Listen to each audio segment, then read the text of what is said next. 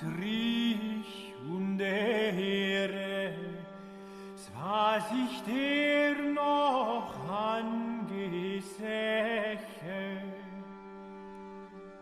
so bist du ihr aller Ehre. Was ist Wundes hier geschehen? Dass ein Magd ein Kind gebar, ihre über aller Engel Schar. Was das nicht ein Wunder gab.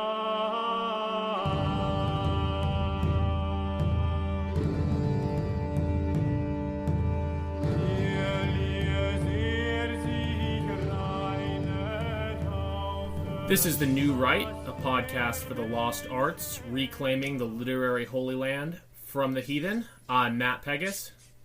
And this is Dan Baltic.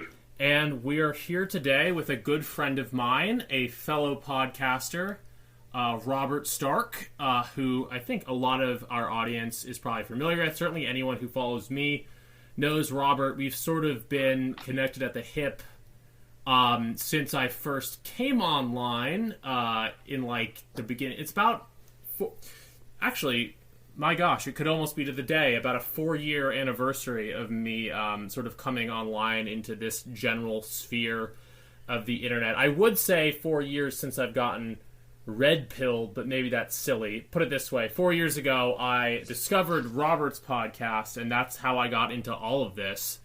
Robert has been a longtime friend of mine. I kind of came up as a co-host on his podcast long before there was this podcast, and I still co-host on Robert's podcast. Robert really introduced me to a lot of people on this corner of the internet, and even if not actually introduced me as like an online friend, he introduced me to a lot of ideas, both in my correspondence with Robert online, but also and maybe first and foremost through his podcast, which for those who don't know is called The Stark Truth. You can find it at StarkTruthRadio.com. Yeah. So, Robert Stark, StarkTruthRadio.com, and we're kind of doing like a simulcast. So I've never been on Matt's new podcast, but this will be a simulcast. And then also, Matt, do you want to introduce your co-host, Dan Baltic? Because I've never had him on. This is The New Right, but it is also The Stark Truth. This is a simulcast, kind of the way Dan and I have done with Last Things recently. So for members of Robert's audience who don't know Dan, Dan is my co-host on my new podcast, New Right. Co-host it was his, slash creator. Dan and I came up with. It was both of us, Matt.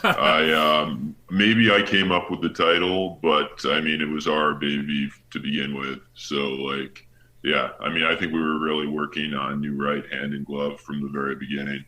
Right. And indeed, with you doing all the audio, I wouldn't have a podcast without you. So. And also, Matt, do you want to introduce your podcast? I guess before we get to Vaporfornia, do you want to introduce the premise of New Right very briefly? So New Right is, we gave our little cryptic lead-in, podcast for the lost arts, reclaiming the literary holy land from the heathen.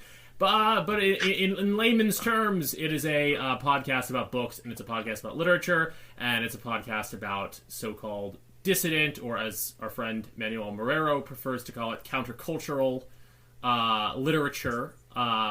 It's a literary podcast for people who don't fit the traditional mold that you'd find in the traditional publishing world, included but definitely not limited to people with views of a dissident right sort of persuasion, or as you would say on your podcast, Robert, people with sort of radical center or dissident center, or perhaps even alt center type view. It's not a right wing podcast per se, but it's for people. It's for outsider lit or countercultural lit people who write books that whether it be for political reasons or just personality reasons, would not be able to get them published or talked about through traditional avenues. And as I said, I came up through your podcast, Robert. And, you and your podcast have been a huge part of my online existence. And New Right is it's pretty different than Star Truth Radio for sure. But at the same time, we're I think it's different pieces of the same pie, so to speak. Where it's this, for lack of a better term, dissident sphere. Just as Robert, you've done interviews going on 10 or 15 years now with people from across the political spectrum who couldn't find a voice, in mainstream, media, shall we say. New Right is basically that as applied to literature, I think is, part of the connection here. It's for fellow travelers. Yeah. So I guess I'll introduce the book then. Vaporfornia is it is relevant to a lot of the themes of my Substack article, but it is, to clarify, it is the sequel to my first novel, Journey to Vapor Island, so my second book as an author, and it's a surreal dark comedy, coming-of-age story set in California.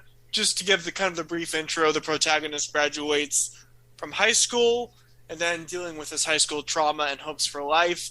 But it's also set in the aftermath of the massacre and the news coverage of that from the first book, Journey to Vapor Island. So he does cross paths with the original anti-hero. And from the first book, Journey to Vapor Island, and the other characters from the book as well. And it's kind of revealed like layers, like peeling an onion. And then there's also, like the first novel, many references that satirize online subcultures, meme culture, memes, and dissident political spheres. I'm not sure if Dan, I'm not sure if you're familiar with the first book, but Matt, for sure. I think you have read Journey to Vapor Island. So if you want to contrast Vaporfornia and how they relate and your comparisons to the plot and the subject matter. So, again, not to just keep in this mode where I keep getting meta and talking about my friendship with you, Robert, but yeah, Journey to Vapor Island is a book that I think that had just come out around the time that we first met online, so there was a lot of buzz surrounding it. Most of it, from my perspective, was positive. It's a hilarious book. Vaporfornia, the new one, and Journey to Vapor Island both are very funny. Of course, there have been naysayers to both books, accusing them of degeneracy, which I guess we'll get to later. But suffice it to say, there was a lot of buzz about this Journey to Vapor Island book when I first came on to the Star Truth. And Journey to Vapor Island is great, as you say. It's really, you could say it's like a frog Twitter or like a frog Twitter classic. I think Gio Panicietti was saying, I never knew this, but he was saying that it became a meme on was it like 8chan or maybe 4chan or something like that? I had no idea. I mean, these aren't really spheres that I cross paths with too much. But, regardless of, and the story with Gio is that he is now a fan of yours, Robert, and a fan of the book and a fan of your art, but he was originally one of these people who was saying, it was degenerate, blah, blah, blah. But regardless of what people were saying about it, the fact of the matter is, it was laden in this meme culture. It was, I feel like now, and we kind of covered on New Right, there's a lot of people. Well, it captures the zeitgeist of zeitgeist. 2017, yeah. And this book captures the current zeitgeist. Sure. So Journey to Vapor Island very much captures that like kind of Trumpian moment. The original cover had Pepe's on it. It was, very much of that zeitgeist. And what I was going to say was, at that time, a lot of people publish novels now. A lot of people know who, like, Delicious Tacos is now and think of him as, of this guy with all these books. But in the context of late 2016, 2017, even early 2018, there wasn't really a lot of people publishing literature like this. So it really kind of was maybe ahead of its time, because I think a lot more people, try to get their work out there now. And yeah, again, regardless of what people may or may not have been saying at the time, it captured that zeitgeist really well. It is hilariously funny. And, that kind of thing, making an impact the way that Journey to Vapor Island did. And look, we're smallish Twitter accounts here. I'm not saying it is anything that the majority of people would be on their radar, but nevertheless, I think it did make a splash, and I think that kind of thing, outlives... that kind of thing makes your work last. So I all that is to say, Journey to Vapor Island remains a Twitter classic. But I also always say this, and I helped. I'm credited, I believe, as an editor on Vaporfornia, and I wrote the blurb. Like, obviously, Oh yeah, I clarify on Twitter if anyone finds anything about the book objectionable, that the editor takes Right, full yes, if there's responsibility. any obscenity trials based on Vaporfornia, it is me who will be going to jail. Me paying the price, because no good deed of helping Robert Stark out goes unpunished. I'm just kidding. But I like Vaporfornia more. I think that Journey to Vapor Island is a classic. But I think that Vaporfornia, as you've even said, Robert, not that it's autobiographical per se, but it is more personal. It's a little more introspective in parts, especially perhaps the first half to 3/4 of the novel. And I think, as funny as Journey to Vapor Island is, Vaporfornia kind of finds a balance of some of the sort of more cartoonish style of Journey to Vapor Island, but also, I think, becomes a lot more of a sort of personal, not memoir, but personal and emotional story that sort of like my novel and sort of like some other, classic. Yeah, so I think it was Rich Hauk on Twitter who described the first book as having a fever dream, and also I think James O'Mara compared in a review to William Rose. So both of them are very focused on how the protagonist perceives the world, and but the second book, it's more introspective, but you also feel both books are fairly surreal. It's hard to, because I'm speaking as the author, like I'd rather hear someone else who's read it give their take, but it's more intimate as far as feeling deeper in the characters, like inner dialogue and a subconscious. Yeah, I mean, I think I'm really curious to let Dan comment, because I actually haven't talked to Dan that much about it since he read Vaporfornia. But yeah, I just think that it speaks to, Journey to Vapor Island, great book, made a splash. There's a lot of shock value to it. And I think you'd really honed your craft as a writer and been better able to sort of tap into that more personal level of writing. But in terms of the overall style, I mean, I don't know, Dan, what was your general take if you had to make comps? So yeah, I would say it's kind of a picaresque story of this, protagonist, Max von Mueller, who is embroiled in a world that is very unique, but reflects contemporary California and national politics. And he is on this kind of rollicking comic adventure. And if I had to give comparisons, I would say flavors of A Confederacy of Dunces, flavors Oh, of... yeah, I confess that I've never actually read Confederacies of Dunces, but I will have to now, and I got that comparison with the first novel. So Dan, go ahead. Besides Confederacy of Dunces, which other comparisons? So there's a novel, Lucky Jim, which is kind of also about a hapless protagonist who finds himself, in that case, he's embroiled in the world of university politics in the 1950s. And it's a satire as well. I think you probably would consider, I would consider Vaporfornia a bit of a satire.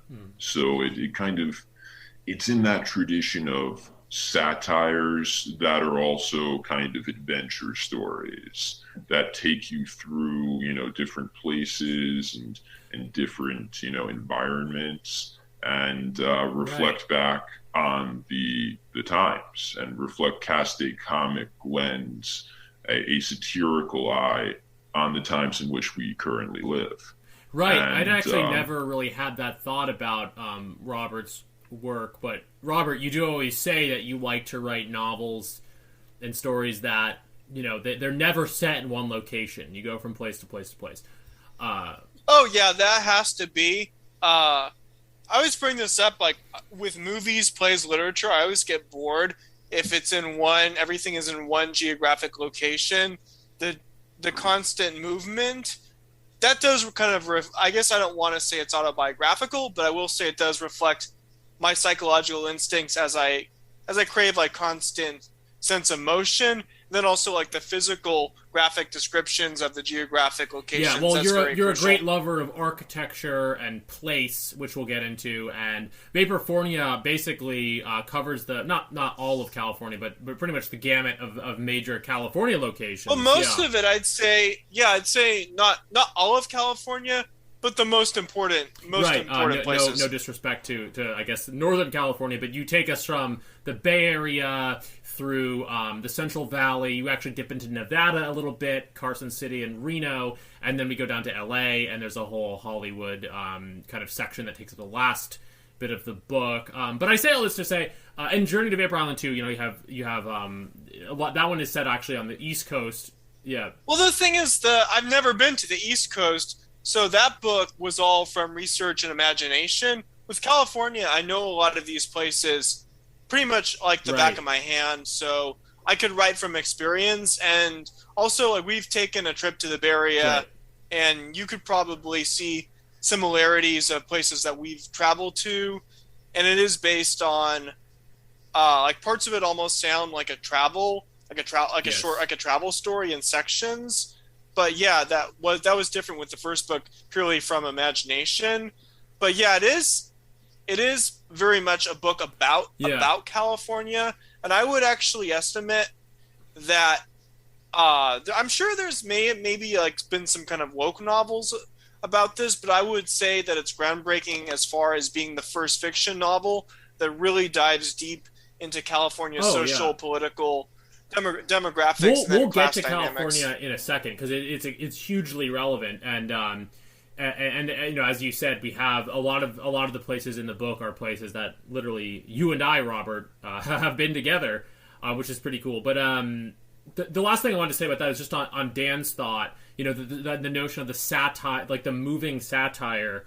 That is kind of like this weird niche genre. I'm not sure which examples you had in mind, Dan, but I think of even something like Voltaire's Candide to an extent. Definitely Gulliver's Travels, which is actually the I don't know if you've read that, Robert. I don't know if you've read that, Dan. But I actually wrote my. I'm familiar with it. It also reminds me of, I remember with my first book, I remember Brandon Adamson in his review, he described it as an adult version of the Neverending Story. Yeah. So there's that kind of fantastical element, and again, it's hard to almost put your finger on, but that sense of the story being in motion and kind of going to different places, and different places reflecting differently on society. It is kind of this interesting micro genre of satire, and I would say that Vaporfornia and Journey to Vapor Island both really fit into that. But to touch on the California angle, Vaporfornia, naturally, California is right in the title. Robert, you are a lifelong California resident. My personal angle here is that I have lived in California since 2017, and not only, as I kind of said earlier, has Robert really guided me, and initiated me into a lot of these kind of online circles. A lot of places in California, very, very notable places, and even sort of on a smaller scale, places within LA. Because Robert, you did. I won't say where you live now if you don't want me to, but you grew up in LA. Basically. Yeah. And also, I gotta clarify is with the Bay Area depictions are fairly accurate, and as an LA native, like viewing the Bay Area as a place going on vacation, the protagonist, he grows up in the Bay Area, and those depictions are pretty accurate as it is. But with LA, actually, I would say a lot of it is based upon fictional locations. That's a good point. And that kind of ties in a little bit to the different sections of the novel. I mean, you have the first half of it or so takes place in the Bay Area, moving to Modesto, California, and then Max, our protagonist, ends up in LA. The LA part is very futuristic. It involves, and we'll get into some of this later, but it involves buildings created by the sort of heroic figure in the novel, Roger Blackstone.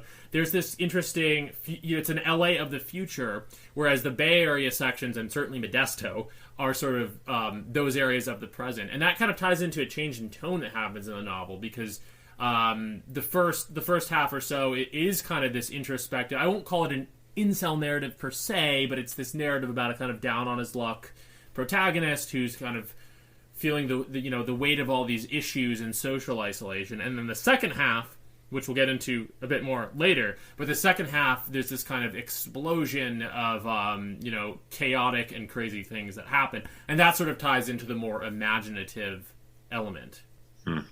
Oh, yeah, for sure. And yeah, like how California, a lot of allegories, but the sense of place is important. And also how California can serve as a symbol, as an allegory, the Lost California Dream, California as the simulation, as it is portrayed in Hollywood, social media, and VR, how Californians are just avatars in this simulation, and Vaporfornia as a parallel California that could exist on an alternative time dimension or an alternative timeline, and then sort of a call for Californians to kind of reclaim their lost destiny and demand the future that was stolen from them. But Vaporfornia, it can be a state of mind. It can be an alternative California that exists in theory. It could be that's kind of like the term is open to interpretation and reference to the whole vapor. There's a whole other allegory to the vapor as well, which is referenced in the first book, and then obviously like the vaporwave genre. Well, I'm on the podcast you did with Greg Johnson recently. He asked you what the vapor was, and I thought that was an interesting question. I think you sort of answered it just now, but yeah, what in a nutshell?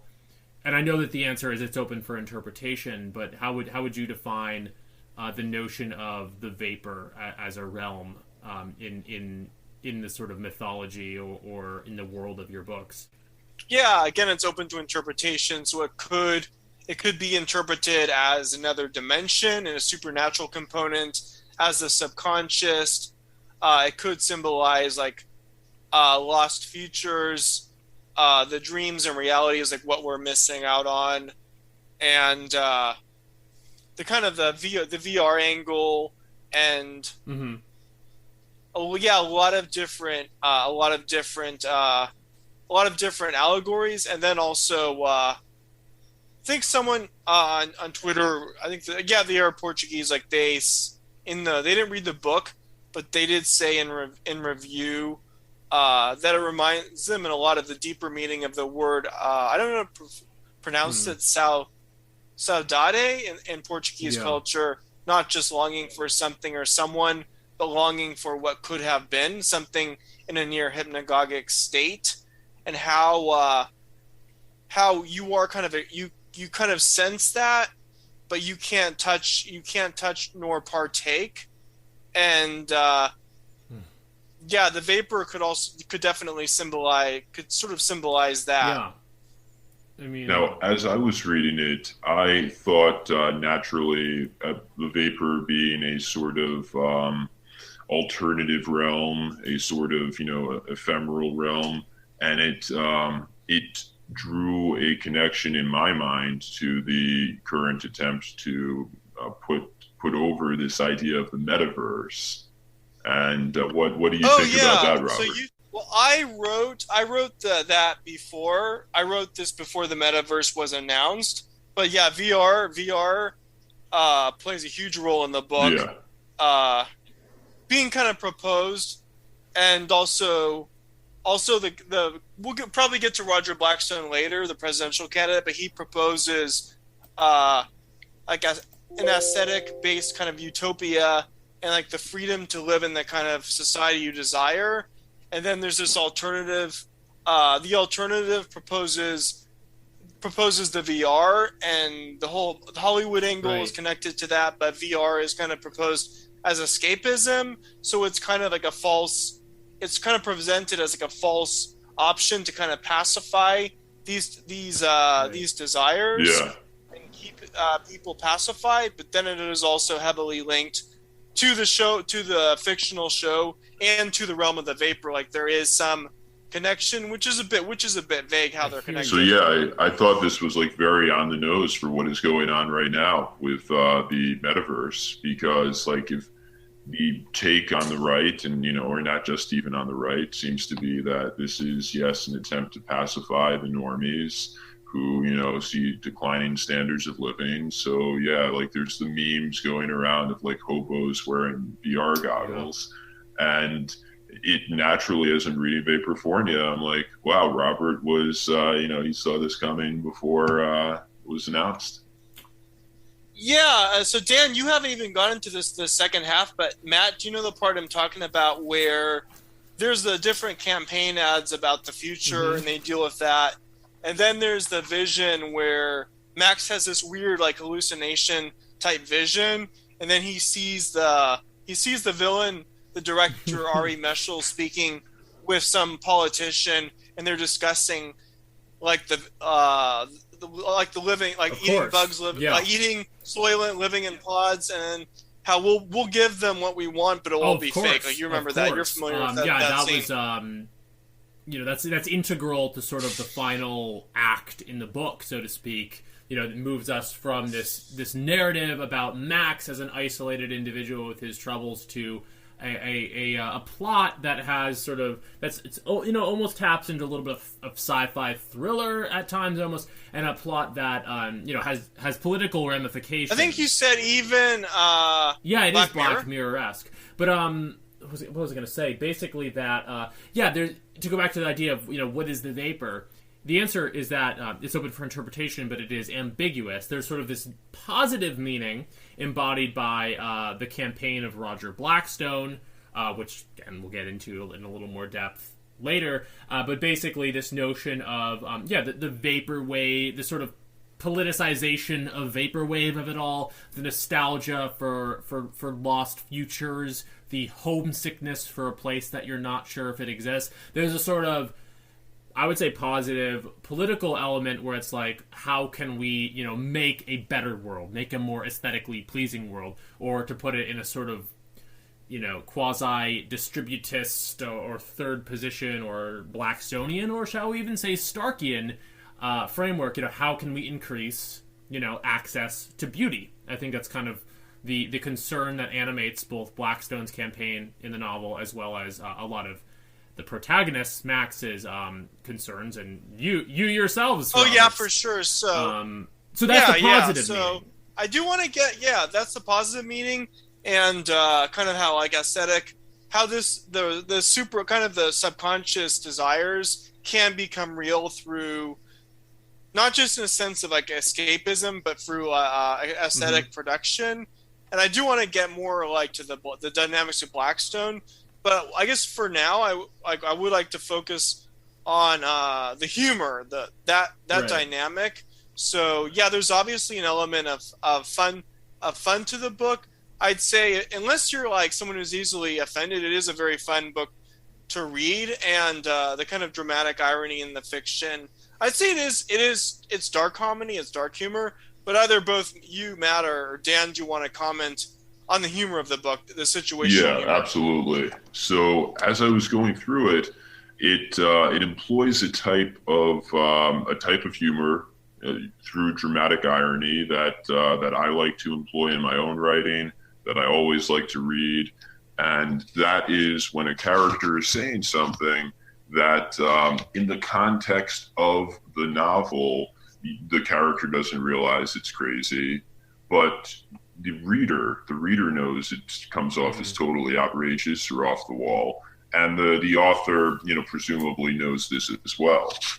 And so, like, sometimes, like, that can be the funniest type of writing when you're reading. Like, what came to mind is like, well, there's many passages in Vaporfornia that come to mind, but.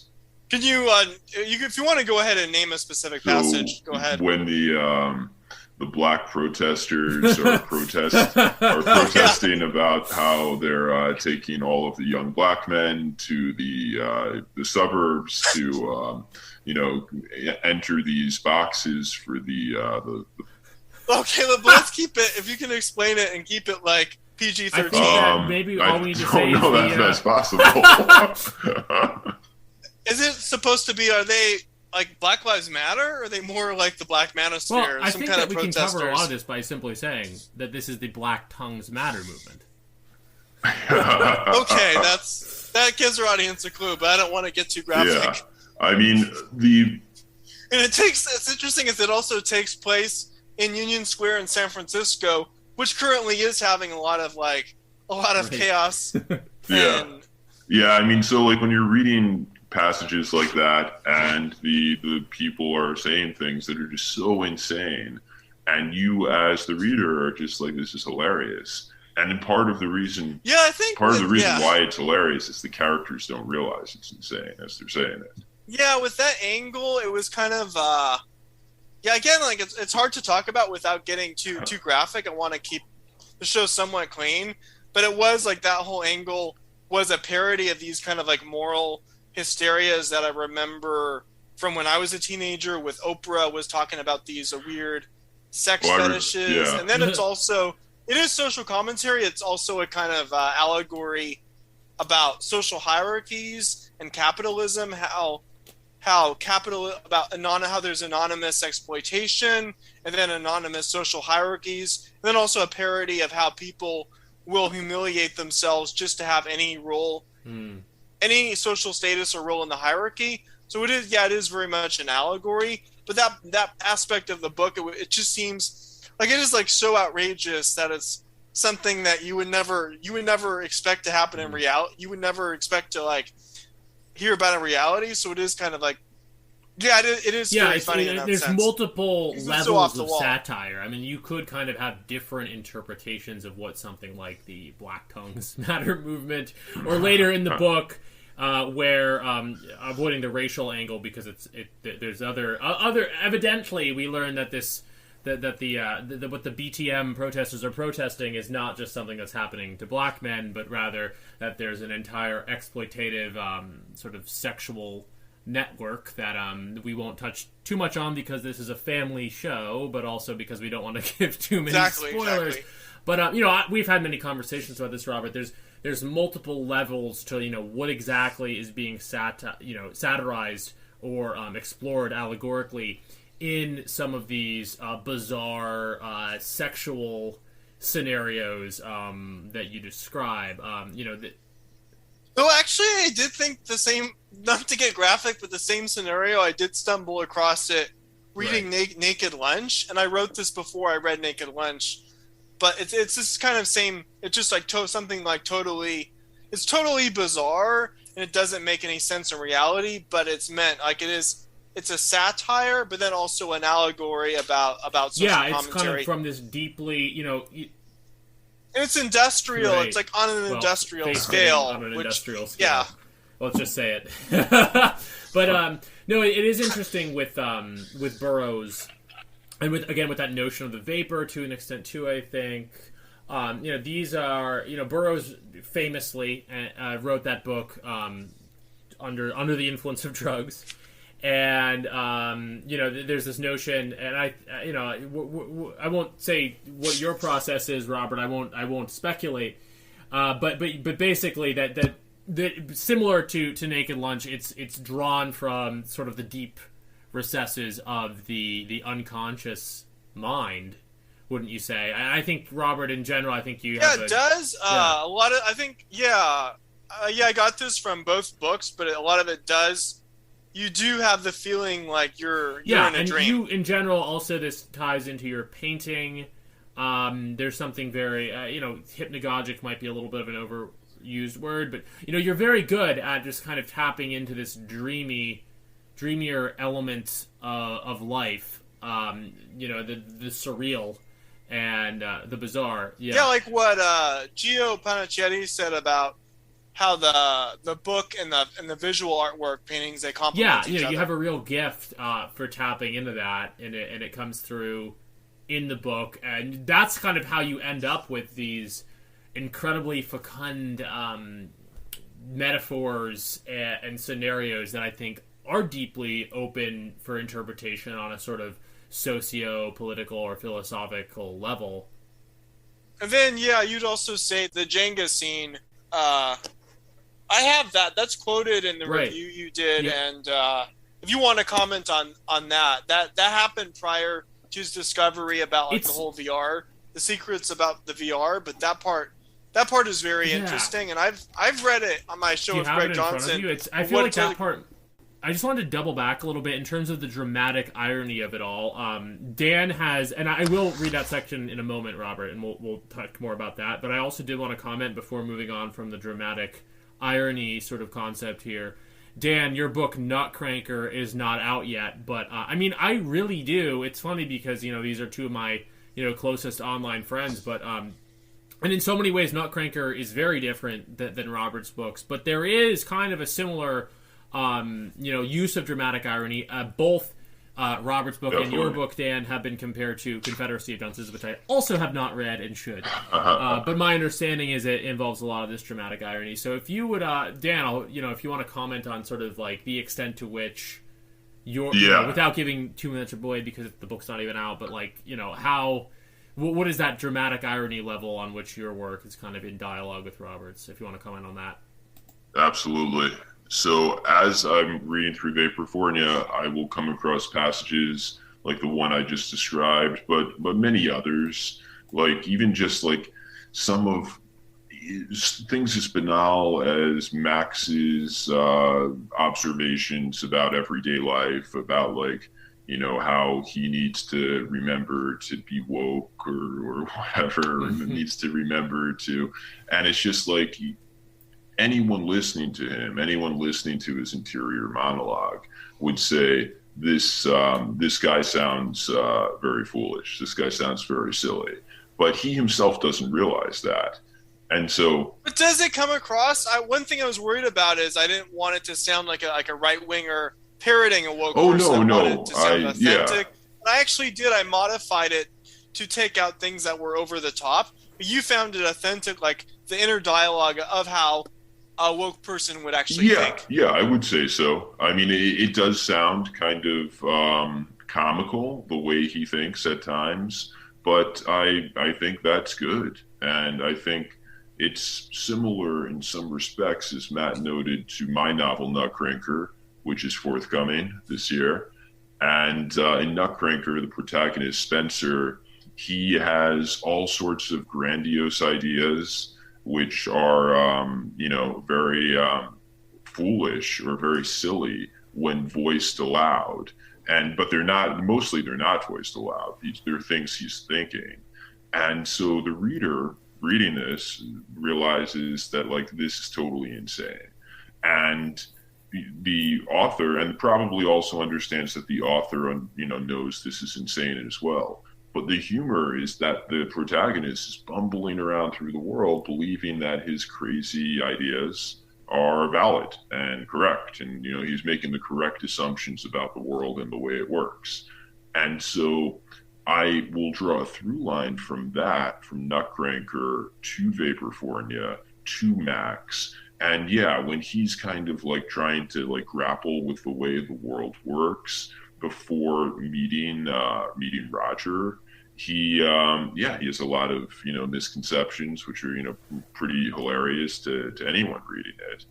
And as time goes on, there are all sorts of other instances in the book where characters are saying things like I noted before with the protesters, or all sorts of the instances are too numerous to even really count, where people are saying things that are outrageous and very silly, but they don't know that, and we do, and the author does. And so I think sometimes there's like, it takes a sophisticated reader to understand and appreciate dramatic irony, because you have to understand that the author doesn't fully, the author understands how outrageous it sounds. And that's the point. For sure. If that makes sense. Yeah, no, definitely. I don't know. I mean, do you think there's an extent to which, maybe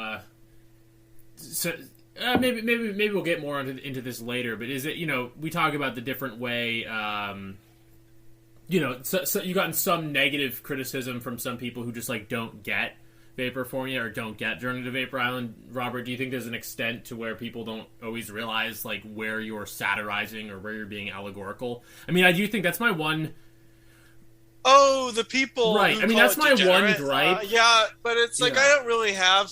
Yeah, it's like I think like those people. And I would say this with both like wokeness, political correctness, and then those on the right who are complaining about degeneracy. I just. Yeah. I'll just say if it's too degenerate, it's just social satire. But I don't have time to like waste corresponding to I those hear you. arguments. I mean, just listen, I don't want time. to start like a flame war here, and I don't think anyone who's like listened to like a half hour into our show is going to even care.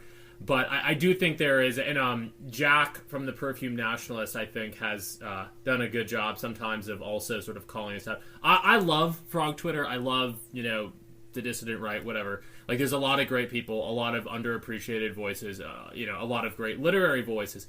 But, like, there are these people who sort of lack a sense of humor about any of it, and who, like, in their inability... Okay, well, there was an incident. I'll just say what happened.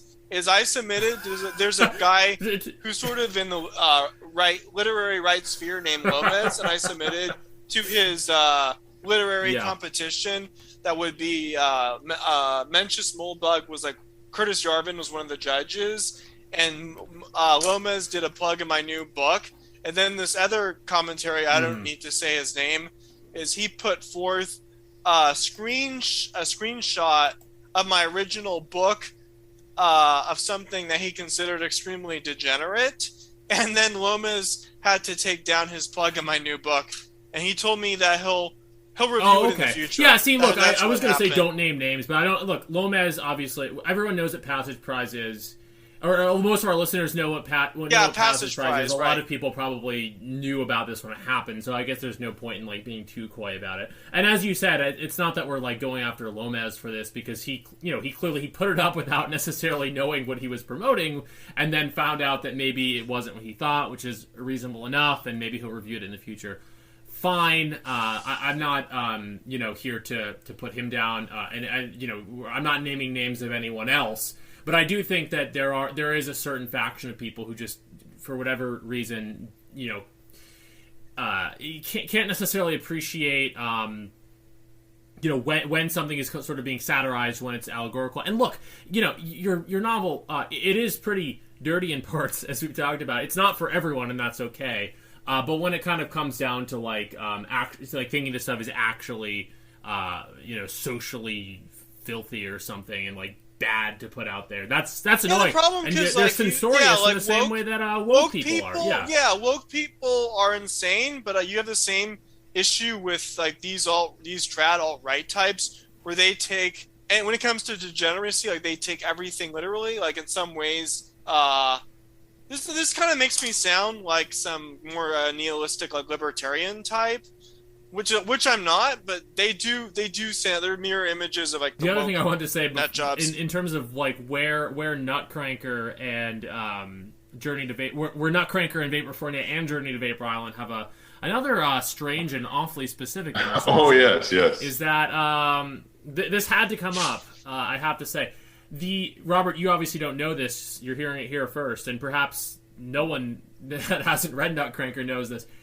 But the protagonist of Nutcranker ends up with a blonde Jewish woman, an Alicia Silverstone type, in Dan's novel, and this is also a type that we find in both Vaporfornia and Journey to Vapor Island. So I don't know what the connection is there, but that's another strange area. Well, he does have the protagonist has like several different love interests. Right? I guess I don't know. Is he a total incel? I don't know. But I guess his first, there's a chapter, My Asian Girlfriend, so he briefly has an Asian girlfriend he meets at City College as a freshman, but they never really, they take a trip to Santa Cruz together, they go to Mount Diablo nearby, near Missouri and Walnut Creek in the Bay Area, but they never really get intimate, and then there's a few other love interests, including, Emily Bloom is referenced again. So, and then you make the kind of Mulholland Drive comparison to the girl she's referenced, but Emily Bloom, she's what she symbolizes, and then there's another love interest in there. So yeah, but what were you going to say about Dan's novel, if you want to comment on that? Oh, just the kind of I would say uncanny coincidence that in both Dan's novel and yours, there's an Alicia Silverstone type who emerges. I don't know if I have much to say on it beyond just. I mean, that. It is a type, and I hadn't even thought about it until Matt mentioned it, and he mentioned that those types feature in your book, and yeah, there is something to that kind of Jewish Nordic blend, shall we say. People might interpret like the character Ari Meshel, kind of like the Weinstein-esque like film director. Some people might interpret that as like a kind of like a racist archetype. To be fair, I'm not exactly up to that part yet, but probably not. The Hollywood film producer who is sexually predatory and what have you. Hollywood is full of a lot of Jewish men, and so that will have a certain, if you are going to characterize and lampoon a sexually predatory film director or film producer, there will probably be some Jewish elements. So no, it doesn't. Yeah, no, I think I actually not to. Rather than moving the conversation into and then also there's the Emma, there's the Emma character too. That's his other love interest, right? And she's a more positive image than is Meshel. I mean, Robert, I think in general with though I think she's kind of I guess that seems like that character Emma the Nature Girl. She's kind of an inside joke, but I think people who follow the podcast, that was a parody of I'm not going to. I won't name who he is, but that character was a parody of someone who writes for Tacky Mag and has been a friend of the show. Yes, indeed. Yeah, no. There's all these different. There's a lot of characters in the novel, and they all correspond to different weird elements of Robert's imagination. But a lot of. Well, I'd say a lot of inside jokes. That's the one thing. It is a very funny book. But and you can, if you don't understand these references, it's fine. But there are a lot of inside jokes. There's a lot that goes on sort of below the surface, and you can always kind of go back exactly and find more. But I was going to say with Meshel, I mean, it's like, yes, some people would interpret that as being possibly anti-Semitic or at least stereotypical. But the thing is, you actually do see that archetype in mainstream film. You sure do, because. As Dan said, there's a lot of people like that in Hollywood, and some of them are predatory. And kind of like in your novels, and on your Substack, Robert, you're someone who's willing to call a spade a spade. You don't have a specific agenda against any one group of people, but you're also willing to, as we are to an extent too on this podcast. There's a lot of people. It's satire. I wouldn't say it's not a political dog whistle. It's humor. Oh yeah, it's not a dog whistle. It's on the nose. It's a satire that is admittedly found in reality, and that we can all sort of laugh a bit about. It's not it's not malicious, shall we say? But before we could. And I'd say I would add that the kind of same with the racial stuff is I actually did. There was more racial slurs, racial references, and I actually cut back on that because. I initially wrote it as American History X in reverse, but I didn't want it to be because that would sound like a cliche alt-right book. I wanted it to be the political angle to be nuanced and there to be satire. So there are racial jokes, racial references, racial slurs, racial observations, but I didn't want that to be a major focus. I'm sure some people reading it they may interpret certain things the wrong way, they may not like how their group is represented, but that wasn't the intention. But only as far as explaining some of the class and demographic dynamics in California. not intended to denigrate any particular group. For sure. I mean, this is probably a cringe in Reddit reference, but I'll make it nonetheless. It's like what they always say, and perhaps still say, about South Park. You know, you are an equal opportunity offender. There's a lot of people on the dissident right who can't make that claim. They really do have their pet hatreds of groups. But in your novels, and also I would say your novels, which are satirical. I do. Yeah, it is equal opportunity offender. And like I think, even like the skinheads, the neo-Nazis in the book, right? Like I don't give them a flattering portrayal. No, not at all. They're also a satire. Yeah, 100%. But why don't I have this in front of me? So why don't I read? Okay, so this is the Jenga scene. Yes. So I've read this before in the Greg Johnson, but Matt, you go ahead. I'll go ahead and read this, and then give your take. And I'll give my take on it. I think it will kind of lead us into the next level of the conversation. I like this, and it's the lengthiest section that I quote from your book in my Substack review of it, because I think it really does. Like, in this one passage, you could do, like, what they called in college a close reading of it, and you could really touch on almost every theme within the book. But basically, this happens, and I also think it's a really good example, by the way, as what of a comparison I've often made, that you're not only a writer, Robert, but a painter with words. I think it's a pretty good example of that, too. So this happens in sort of that more futuristic LA that you imagine in the second half of Vaporfornia. Max is in a fictionalized version of what LA natives or people who've spent some time here will know as the Beverly Center. Beverly Experience. It is a reimagined mall, and I guess just to give some background information, is like all these malls have been getting these old 80s or even 90s malls have been undergoing these minimalist renovations. Right. So this would be the opposite kind of renovation, a maximalist renovation, done by Roger Sort of Blackstone. how, like, say, like the original mall kind of kept in the same original direction with the positive dynamics, but then evolved and became like more futuristic. So the mall would, in a sense, be that alternative timeline. Exactly. Retro futurism. So go ahead. A lot going on here.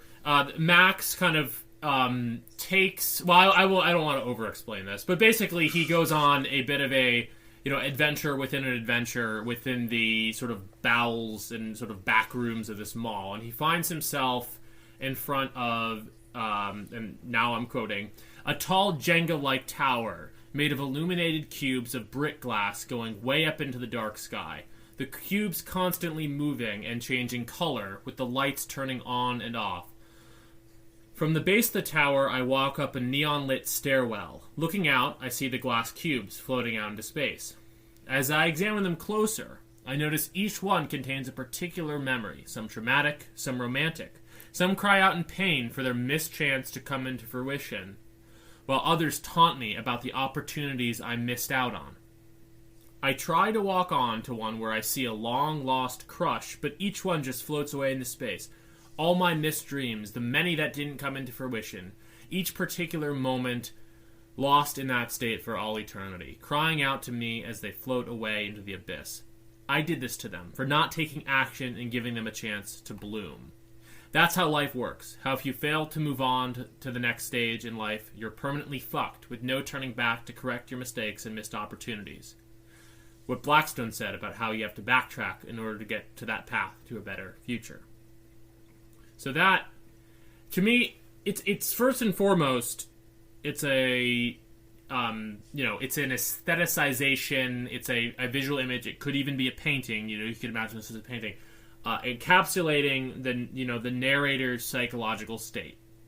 It's a sort of obsessive, compulsive, perhaps, notion of all of these things in my past, all of these opportunities that I missed, all of these things I could have been, girls I could have been with, other paths that I could have gone on to a more fulfilling life rather than the sort of, incel reality that I found myself in. It's sort of, in the parlance of the incel forums, it's the black pill or the age pill. It's the, it's too late. Or that quote from, like the incel meme, it's over, or sort of like the Welbeck, that Welbeck book, whatever. Right. The infamous like nightclub scene where one character, he says, you'll forever be haunted by the young lovers you never had. Exactly. Yes. That theme. I also say it is even though like the character is only 18 and he's just entering adulthood and finding his way in the world, but it's also relevant to people having like midlife crises and talks of like the geriatric millennials. Yeah, right. No, it's relevant to a lot of people in that social situation, whether they're incels or just neats or people who are variously wake up and they're 30 or they're 40 or they're 50, whatever middle point in their life they're in, they wake up and they find they are not satisfied, that they have not, the world has not lived up to the expectations that they were sort of brought up to have, whether it's a failure of romantic prospects, professional prospects, whatever. It's that psychological notion of a personal tragedy, of one's personal lost future, and then it becomes physical and aesthetic. Yeah, it's physicalized and aestheticized, but also we're not just talking about personal psychology here. This little section from your book also encapsulates a very political notion. As I write in my review, one thing that you understand as a writer, Robert, and I think this another writer who understands this really well and embodies it is, the person I consider to be pretty much the greatest living author, Michel Houellebecq.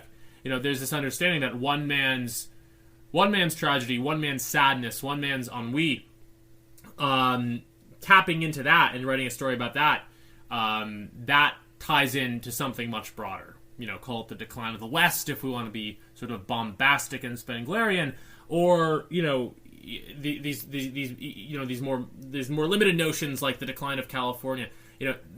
One man's one man's sadness and one man's tragedy ties into this broader sense of decline and these broader social issues. And Robert, I have to say, I think that is in many ways the story of your writing, and in many ways even in the Substacks, that they encapsulate, someone you have your perspective, you have such a unique perspective, Robert, but also you are able to branch out and talk about these larger issues in a very unique way. But to spell it out, more specifically, this notion of lost future, it's both a personal issue, but also the notion of lost future in a political sense. And then, that's also the other metaphor is Roger Blackstone. His campaign promo also encapsulates that theme, where the couple are driving and then they go back and they make a U-turn. Like, that's also physicalizes the exact same theme. Yeah, I know you could find recourse into pretty serious sort of traditionalist right thinkers. Sort of what's his name, de Benoit, who I've not read that much of, admittedly, or Dugan. There's this notion of like we really have to go back to the root of where all this started to go wrong. There's this sort of radical traditionalist notion of going back. The politics of retrofuturism. It's different than radical traditionalism of just going back, but maybe about finding the moment, like where you drive back and you miss your wrong turn.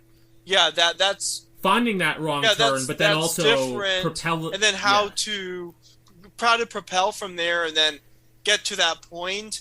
And it's a way to kind of go against like space and time, like to break the rules of a universe. Yeah. To do the impossible, and kind of like Blackstone. Yeah, Blackstone's kind of his Prometheism type philosophy is about like doing the impossible. Doing the impossible, because but I do want to it's not simply reactionary. It's going back to go forward. It's nostalgia for a lost future, not a lost past. So that's exactly. The rules start to get bent a bit, but the point stands. Okay, so I do want to talk more about the character's sociological, socio-demographic background, and he is a downwardly mobile, white upper middle class, and it's a different demographic in This is California, but I think it's like a different demographic than like the white working class from the Rust Belt, who were initially attracted to Trump. It is very different. Yeah. it's downwardly mobile, but from the white upper middle class. His dad was in tech, so yeah, immense class and status anxiety, culturally very very sweatable, and in a very much Swipple meaning, I always like to spell things out. Swipple meaning, it was an old meme of shit white people like, which is an old blog. It basically means your standard. Maybe a bit dated, but yeah. Oh no, it remains fantastic. Swipple meaning the stuff that sort of upper middle class white people like, basically your average NPR listener. Yeah. So really, and also his relationship with whiteness, how the thought so he is this neurotic like white liberal, and how his transformation where he does go from woke to changing his ideology, but kind of skipping like he did. Mm-hmm. He's very much like there is like a legitimacy of identity politics based on personal needs. He never becomes he's not a class reductionist, nor is he like a colorblind like IDW type. He's very much focused on identity politics, but he does make the shift with Blackstone later on. But Matt, you were saying like, yeah, it is a sense like the questions about his wokeness, whether it's legitimately a moral principle or he's just responding to pressure. But you would even say like elite overproduction is a theme. Oh yeah, I did say that. Like that was something I sort of thought the other day while we were taking notes for this show.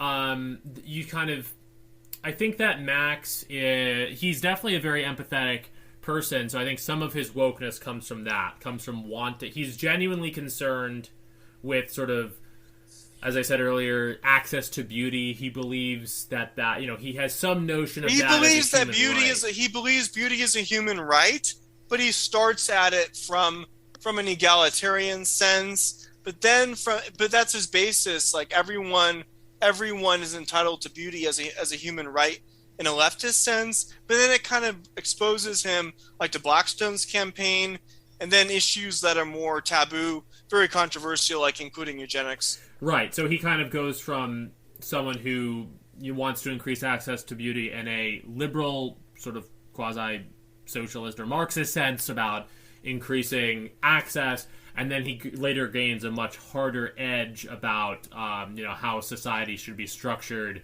in a way that's hardened.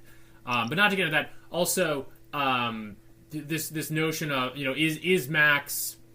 You mentioned that he's a downwardly mobile, sort of upper middle class white in California, and that he kind of falls victim to this notion of elite overproduction, something that the sociological thinker Peter Turchin talks about. And the idea sort of I stumbled across the other day is that sometimes wokeness and performative wokeness, that can be a reaction to elite overproduction. That a lot of his initial apparent liberalism that later gets sort of peeled away as he becomes an unlikely Blackstonian. A lot of that initial stuff is because right now the condition in the United States, and especially in a blue state like California or a blue city like New York, is in order to establish yourself among the elites. That's the true, cultural elite, you have to be the wokest. You do, but Matt, would you interpret it as a genuine, like a moral principle, or him having white guilt, or you interpret it as Max is trying to like status signal? I think it's a combination of both. I think his empathy is genuine.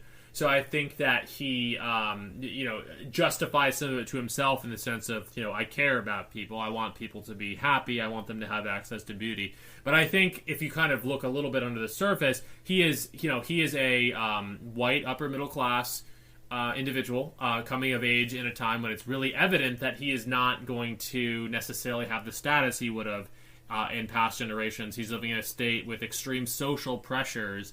An extremely high cost of living, and I think there is this unconscious level on which he's saying, how do I make myself someone who is appealing to the NPR listeners of the world? Because he wants to be what does Max want to be at the beginning? He wants to be a photo blogger, a journalist. He cares about the environment. He really has his sights set on being a member of that liberal elite, and he's both moral. He's both high in conscientiousness, but he is thinking a lot about status, because he does have low status. He has low status, and he is thinking a lot about that. So yeah, like how I don't want to use, I don't know, the word red pilled is so cliche, I don't want to use it, but how his transformation is, again, like, I decided against the kind of like American history X in reverse. So yeah, a lot of it is just a kind of exposure to the hypocrisy of society, being very cruel and cutthroat, but also gaslighting him about his privilege. And so he does seek social justice for himself, but social justice in a more progressive sense, but then also a birthright for himself in a more rightist sense. So both themes are relevant. And then the idea that we're presented with all these false choices politically, and like how we can live, and how there's a sort of an alternative way to do things. And then these alternative ideas are presented by Roger Blackstone, who is politics, you could say, is almost like a self-satire of my writings, and he's hard to pigeonhole. But you could maybe make comparisons initially to Trump, but perhaps Elon Musk or Andrew Yang.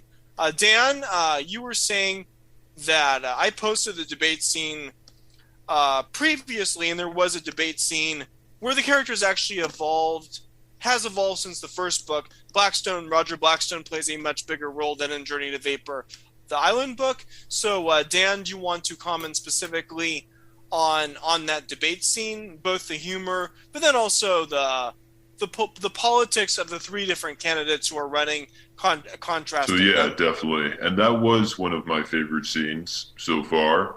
It not only is it funny, but it elucidates the different perspectives of the three candidates in a way that, casts a real kind of mirror to the society that we live in right now.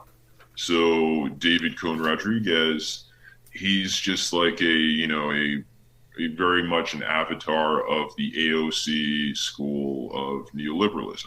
That's how I read it.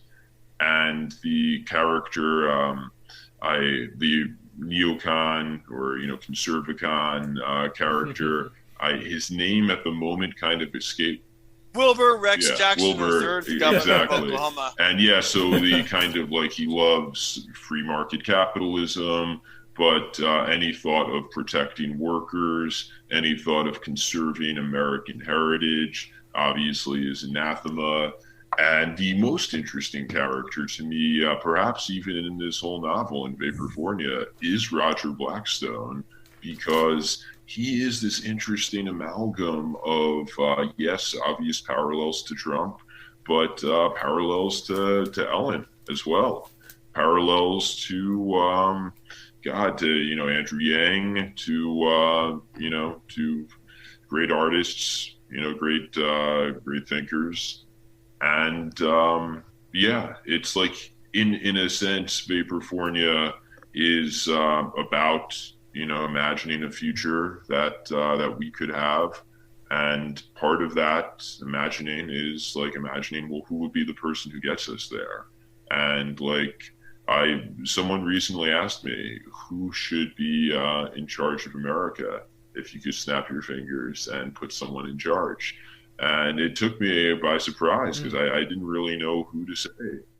Before I had people, but there's not actually, I can't name a single person Yeah, now. You imagine Roger, one. Yeah. I imagine one, yeah. So like with Roger Blackstone, like some people might call him a populist, some people might call him an elite technocrat, a fascist, a socialist libertarian. He could be a Promethean, a futurist, a traditionalist, retrofuturist, a lot of different things to different people. So yeah, obviously people who have read my Substack will recognize the policy proposals, but a bit more satirical.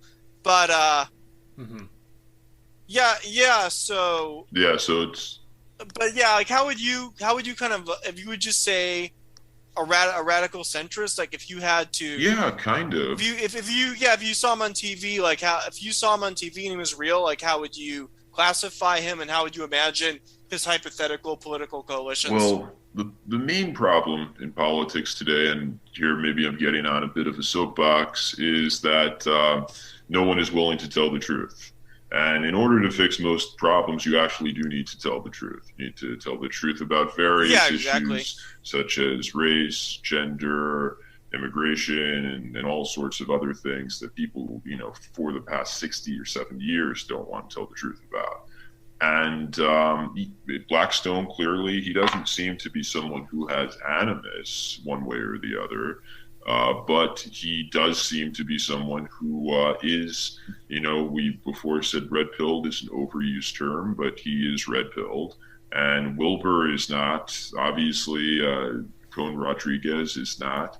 And if you are, able to kind of accept and process these difficult truths, then you can enact policy proposals that actually address people's problems. So I took Blackstone to be a sort of Andrew Yang who never cucked. Yeah, I could say relevant. It's relevant to what I've called for with the radical center, alt-centrism, is it's a rightist baser understanding of human nature, but offering more progressive solutions. Is how I describe it. And there's more with the meeting when Max actually does meet Blackstone, which was a complaint about my first book, that you never actually show him. You get deeper into the philosophy, but there is. So with Max, so Blackstone, he's hard to pigeonhole, but Max and Blackstone come from different angles, but they end up meeting at the same place, and the appeal is aesthetic, but then also the personal interest, and Blackstone also, he tones down his views to be more palatable to the masses, proposing platinum plans for including African Americans, which that's different, but that little kind of like Trump, but that's different because everyone gets a platinum plan, not just certain groups. Tailoring politics to personal needs, that is something that I actually advocate for, right. And I would like to see in politics, but it is different because you have Jordan Peterson, who talks about, it's kind of a bit of a kind of bootstraps mentality, like put your house in order, and you have to put yourself in order before you lecture others on politics. And then the libertarian red-pilled YouTuber Aaron Clarey, he talks about this too, where he has a Clarey test where he judges political figures on whether they're self-made or not. But the politics that I've advocated for in Substack and in this book, the psychology is encouraging people to be very honest and direct. Like, what are their personal needs? Everyone should take their personal interests and put them into a platform, and then everyone debate from there. And a lot of stuff, a lot of motives are subconscious, and people don't understand these subconscious motives, the psychology-driven politics. So I do call for people being very blatant about how politics fits people's personal needs and the need, right, and the need to sort of better manage that. So that definitely is a major theme addressed in the book. It's this kind of definitely a theme addressed in the book, definitely a theme addressed on your Substack.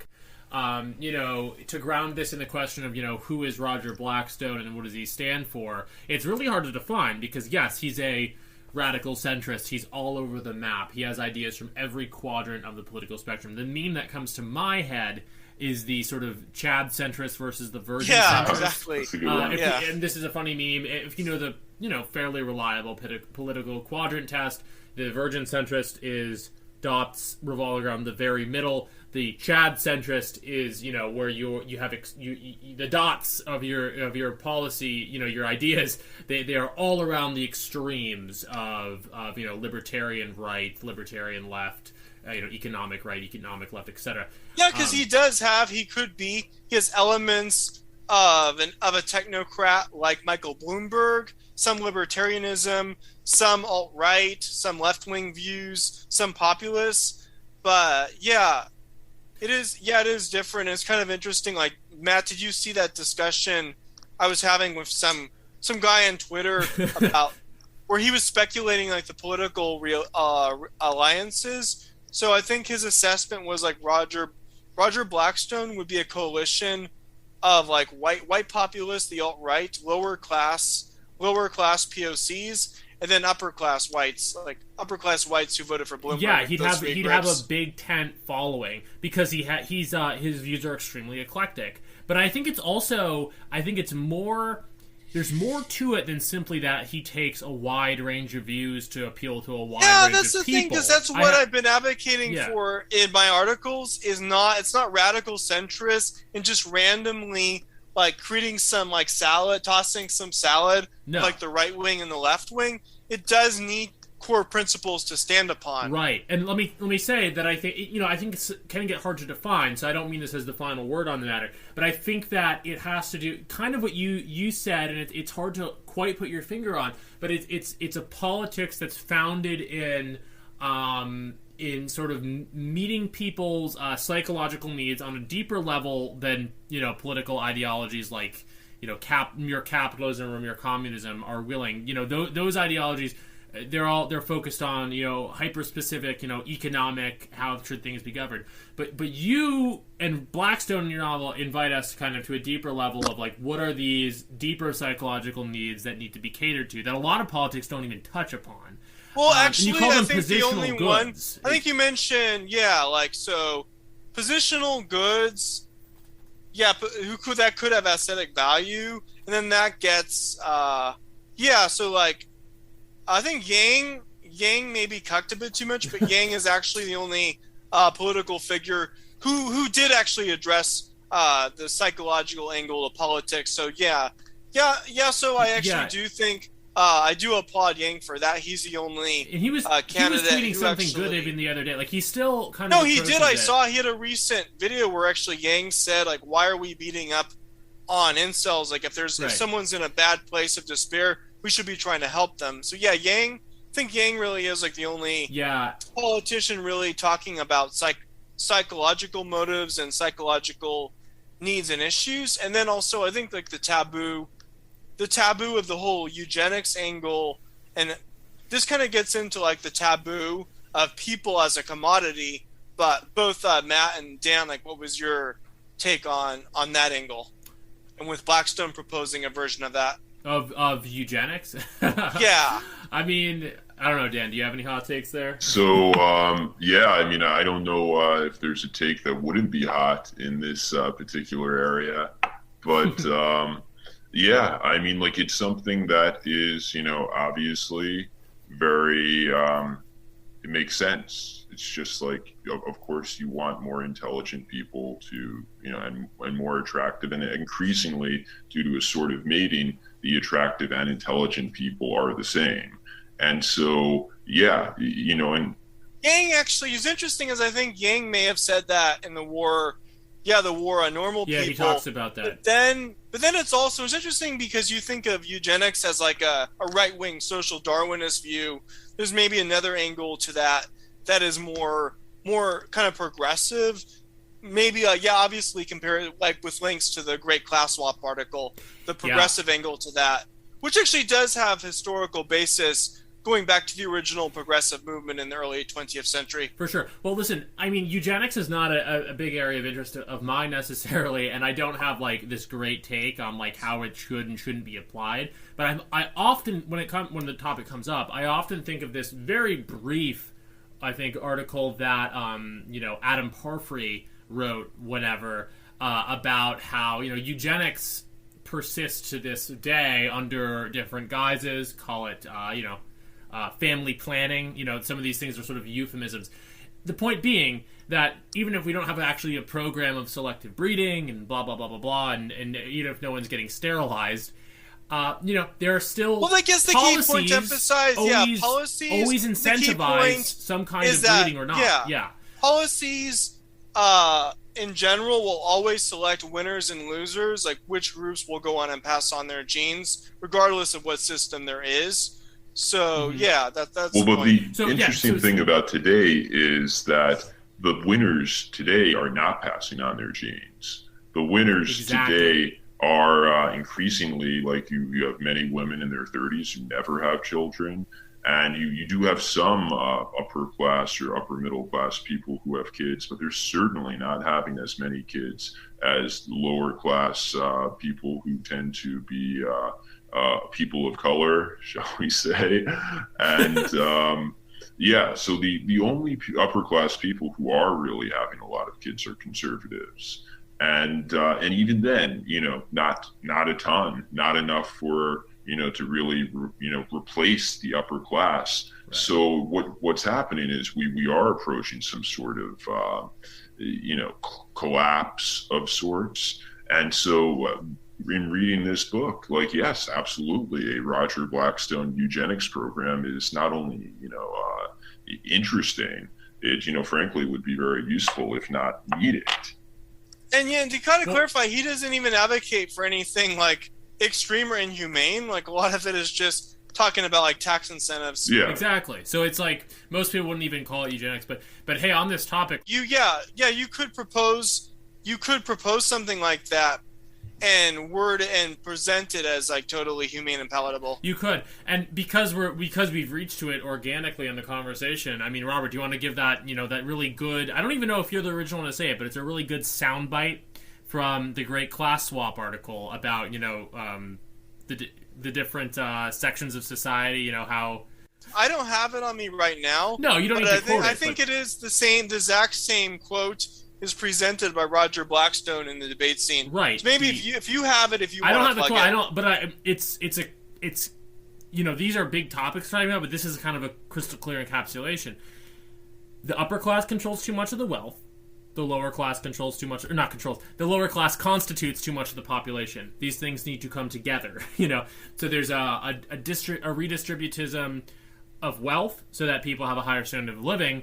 But also we need to incentivize, people with the upper classes, people with better breeding and of higher education, higher IQ, frankly, to breed more, to be more of the population, because right now exactly. I would actually I said it's a thought experiment.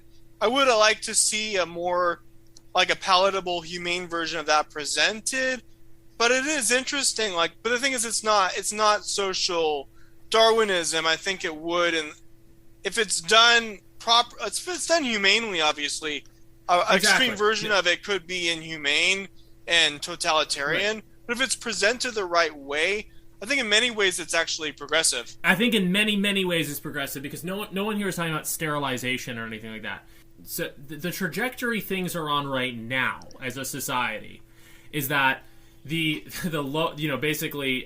lower economic brackets continue to sort of outbreed the upper economic brackets. So what's happening, the trajectory of the world right now, is that it's the most upper class people are not threatened. They are continuing to breed and be more isolated behind they have their private schools. They're behind the gated their gated communities. These kinds of things are, as I say in my article, they're even more stark in a place like California perhaps than certain other parts of the country. But that's the trajectory of this continuing isolation. The very most wealthy people don't really have to worry about things like population rates, because they're always going to have the money to be able to isolate themselves and lead these glorious, luxurious lives. Whilst the lower classes, the lowest classes, continue to breed more and more and more, and just proliferate. And the people who get fucked by that are the former middle class, the people who originally made America great. To hit that Trumpian note, the middle class, broadly speaking, is kind of squeezed out by both of these trends of the upper class sort of isolating themselves more and more, and the lower classes, immigrant classes, out competing them in terms of breeding, in terms of jobs, however you want to put it. So what Blackstone becomes an advocate for that middle class of people, to increase the access to beauty that is currently being isolated more and more to a very highest class, and there's this false noblesse oblige, where it's like, oh, but we can bring in immigrants and we're so great for for people of color and all that. That's the sort of false noblesse oblige. I think like the physical appearance of the population, like it's sort of like there's that like open borders for hotties meme, like it does one hand, it does come across as kind of like like really cringy, kind of like manosphere type stuff. But at the same time, it is legitimate because classes do select, like a sort of mating does select for beauty, and it does end up having like such a strong impact on society. And then so there's that angle, and the talk about like dysgenics impacting like beauty as much as IQ. There's that angle, and Blackstone actually does want to reverse that, and that's sort of appealing to Max, but who's a bit kind of feels excluded from that. So he's approaching it from that way. But it is interesting, this discussion I was having on Twitter, like who this policies would appeal to. Would it appeal to the middle class, some of the proletariat, some to the wealthy? Like it's really hard to say because, but it would create like really interesting new political coalitions. Possibly some of the wealthy might support it, some of the poor, some of the middle class. Right. But it'll create a really interesting political realignment. Yeah, I think it's a big tent. I can tell you who it wouldn't appeal to, and I think you even touch on this in Vaporfornia. It wouldn't appeal to a certain faction of the upper class, you know, the who would be called the parasitic elite, you know, the people who are framed as the great enemy in a lot of these conversations are people who you know, have their wealth and just absolutely want to hoard it. And want to... Yeah, I was thinking about that. They benefit from the status quo, but the guy who was put on Twitter I was interacting with, he actually thinks it would appeal to the segment of the wealthy. Right. I think to the wealthy, it's a question. It's, do you want to be part of a society of a renaissance, of something coming back stronger and greater that is a collective good and a new thriving civilization, or do you want to, you know, buy your private island and bugger off? And I think that is, you know, I don't think that's where it's not communism. It's not, you know, it's not eat the rich at all. It's, you know, let us re-access and redistribute, perhaps where needed, resources to make civilization great again, to thrive again.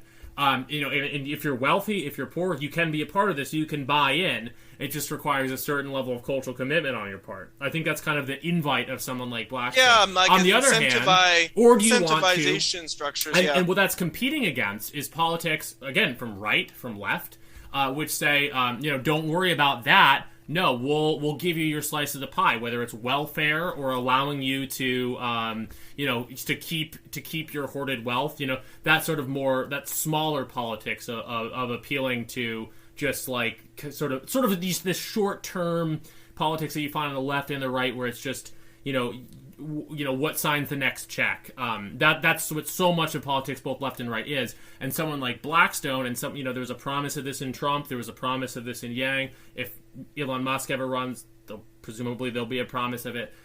You know, where there's this notion that's neither left nor right necessarily of, you know, refounding, you know, something collective and good, you know, that maybe has elements of nationalism, maybe has elements. And then would you say like we talk about, like the other theme is like pan-enclavism, and does that pan-enclavism or like a rightist version of multiculturalism, and I discussed this with Greg Johnson too, but does that fit into this, or could you interpret that as more as like a controlled balkanization, because Greg is skeptical? Yeah, he seems skeptical because he said there would be because everyone would be divided. Like no one could, you couldn't have a nation that would go on and do great things, and that was that would come together to do great things. Everyone would be inwards focused on their own little enclave. So that's a critique of that and like how to make it work. Like one argument is it the least bad of all the options presented? Or is it something that is utopian based upon the true freedom principle, something like pan-enclavism or multiculturalism, right, but a version of multiculturalism where all groups are encouraged to take part and pursue their group interests? Well, Robert, I mean, you know that this is not to put your idea down at all. I mean, I'm also skeptical of the way something like pan-enclavism would work in effect. I think that, it could just be controlled balkanization. It could just be, a disaster of different groups ending up competing. However, I do think that in your conception of it, you do have something more Blackstonian in mind, where this is a way to, allow different groups to coexist in a way where each can kind of thrive on their own. So, what that would look like, I don't know. It's so far from a social reality at this point that who knows. But I do think that you, in your conception of it, are trying to give it the sort of best blush. What could this look like in the most positive sense? Yeah, so you emphasize like the true freedom principle, true freedom being able to live in the kind of community society you want to, sort of like even like it's cheesy, but the theme park model, and then also a specialization approach to politics, specialization approaches to economics, education, race relations, and even like almost like a bit of a kind of like flexible caste system, not an oppressive one, but one helping people find their needs. So for it to work, it would need some very positive, progressive vision. It couldn't just be controlled balkanization. I do want to plug. There's an article about my ideas with promoting an alt center from a Swedish site. Most of the points in the article are issues we've already gone over. But if Matt, do you want to pull it up in the chat? Yeah, I pulled it up. It's by Joachim Anderson. Yeah, by Joachim Anderson, and the site is called motopol.nu. Right. Joachim wrote a book for Arctos a few years back that I read called Rising from the Ashes, The Right of the 21st Century. I think that's actually verbatim its title. I'm impressed with myself that I was able to pull that out of my memory. But I guess he's been reading your Substack because he wrote an article in Swedish about. I admit I haven't read the translation of the article yet, but what is the basic upshot there, Robert? He basically, as a sort of dissident rightist or new right figure in Sweden, thinks there's something to this idea. What's his general take? Yeah, he does. He talks about the different ideas like right wing multiculturalism and the great class swap. So one thing he does add is he opposes it for Europe, but he thinks it's the best solution for somewhere like California. That's one point he makes. Oh yeah, no, I think that's actually a pretty profound or deceptively, profound. Not deceptively, but it's a good point because Europe. Analyzing the issues as they stand in Europe, which is this place of countries that each in their own right have hundreds and thousands of years of tradition, versus a place like California, which is relatively a new place, a new corner of Western civilization, and that is extremely diverse.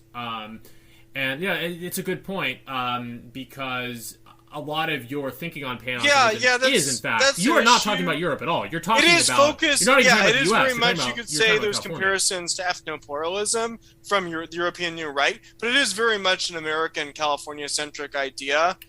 And I was discussing this with my show I did with Indian Bronson, like with the right and Americanism, there's this sense of loss, and by sort of just being like white Americans being one of many tribes competing for their group interests, to them, they see it. The woke left opposes that for different reasons, but to the right, they feel a sense of loss that they're giving up something great just to become like another minority competing for their group interests. And I focus again on those positive, progressive, and utopian aspects of that as a counterbalance to that. And I will say is I do predict that way of thinking is the future, but who knows how long it will take. Yeah, no, you predict the future specifically in California, right? I would say the future of the West, the United States in general. Okay, well, not even to split hairs over that. I mean, yeah, it's worth talking about. I guess I feel like we never maybe properly introduced your Substack. I mean, you you basically you write about these issues there, and your issues are very rooted, to California. And the way I describe your Substack, Robert, is that I don't necessarily fully agree with everything you say, but I'm maybe not even necessarily supposed to fully agree with everything you say, because a lot of what you present are thought experiments. But basically, you are trying to kind of think your way through in a way that would do honor to someone like Blackstone, who has this incredibly eclectic and from totally different premises sort of political agenda.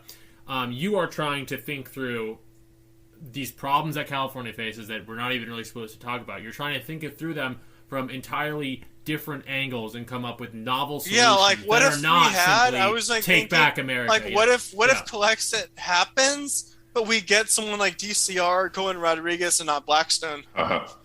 Right. Well, and you, Robert, you've been, I guess, a part of what the California National Party. Not the Cal National Party. They actually blocked me the other day. Okay. But another Collexit organization. Yeah. You've been a proponent of Collexit. Maybe not the most vicious proponent of it online, but nevertheless a fellow traveler.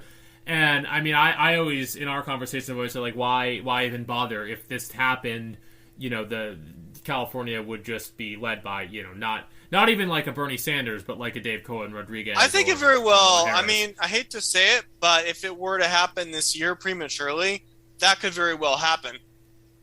Right. But and I think so too, which is why I've never been that invested in Calexit. However, I think that on your Substack, you're trying to think through, you're trying to kind of adopt politics for California. An alternative paradigm for California. So politics tailored specifically to the needs and interests of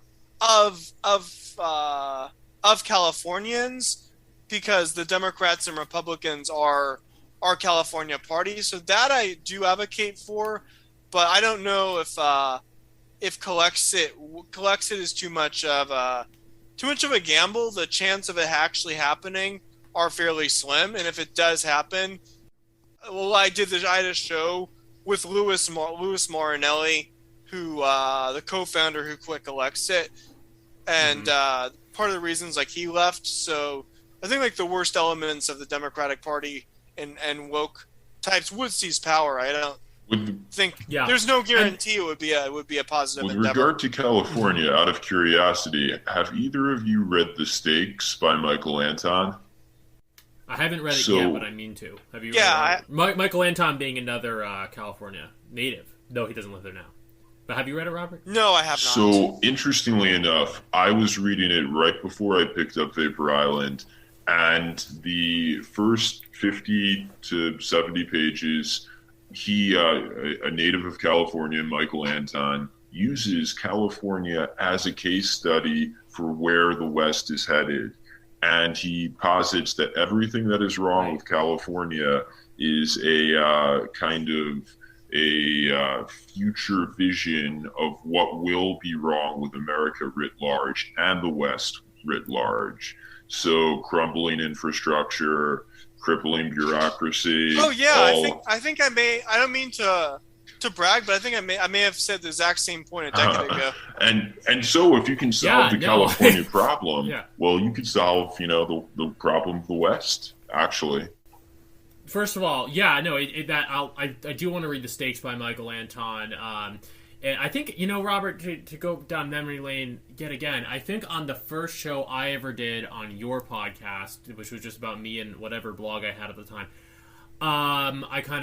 we talked a bit about California, and I think it's a J.G. Ballard quote, and that's also apropos for our podcast, because Ballard is a writer of fiction, who said that the future of the West was going to be the Californication. Actually, no, he didn't. He said the Californization of everything, and then we called it the Californication because we were also talking about the show.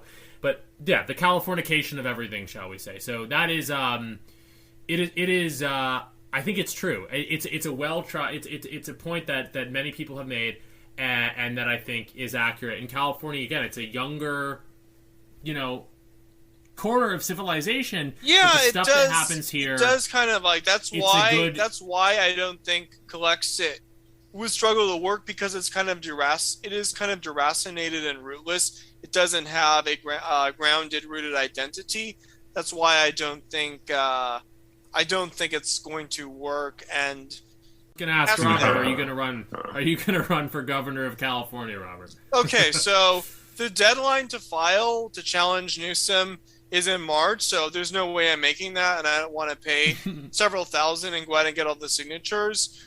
But I would consider, and I also do feel it's a bit premature.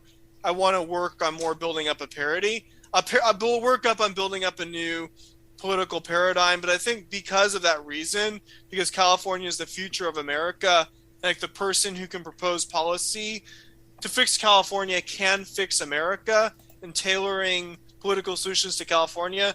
For those reasons, who knows what I'll do in the future? Who knows next election cycle? But I can't really comment on that, and I'll just give my final pitch. Vaporfornia, it's available. There's a link, but on Lulu Publishing, so it's self-published. And my pitch is that it's obviously if you're easily offended, it's not for you. But if you enjoy dark comedy, the dramatized situational humor is for you. If you enjoy the visual, geographic, and aesthetic descriptions, it's for you. If you're interested in specifically in California issues, it's for you. And also, if you enjoy my political articles on Substack and would enjoy experiencing the political themes, but in an entertaining fiction novel and that narrative, then it's for you. So that's my pitch. Go and check it out on Lulu Publishing. And I got to say, it's been a great show. Thank you so much, Matt Pegas, and also Dan Baltic. Thank you, Robert. Yeah, 100%, Robert. We'll plaster that link, wherever we post this show.